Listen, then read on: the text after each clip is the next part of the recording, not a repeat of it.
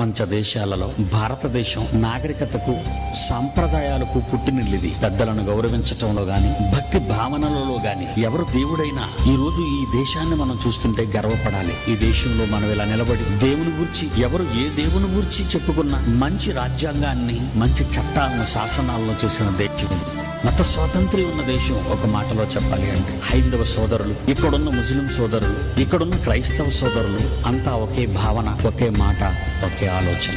ఎవరు ఏ దేవుణ్ణి కొలుచుకున్నా మరో దేవుని గురించి తప్పుగా మాట్లాడకూడదు అన్నది మన రాజ్యాంగంలోని ఒక చక్కటి సదుపాయం. దాన్ని మనం ఉపయోగించుకోవాలి. నీదెంతవరకు నిజమో చెప్పుకోవాలి తప్ప ఎదుటివాడిది తప్పు అని మాత్రం నోరు పారేసుకోకూడదు. ఈ రోజు చాలా మంది క్రైస్తవ బోధకులు తెలుసుకోవాల్సిన ప్రత్యేకమైన విషయం, నీ దేవుడు ఎంత గొప్పవాడో, నీ యేసు ఎంత ప్రేమామయుడో ఈ ప్రపంచానికి చెప్పు. మరో దేవుడు మంచివాడు కాదని గాని, నీ ముందున్న సోదరుని అవమానపరిచి హేళన చేసే పదాలు మతానికి, మతానికి, వారు అనుకున్న వారి విశ్వాసాలకి మనం భిన్నంగా మాట్లాడకూడదు. సోదర సోదరీమణులారా, ఇలాంటి స్వేచ్ఛ, స్వాతంత్ర్యం ఉన్న ఈ దేశంలో మనం పట్టడం మన అదృష్టం.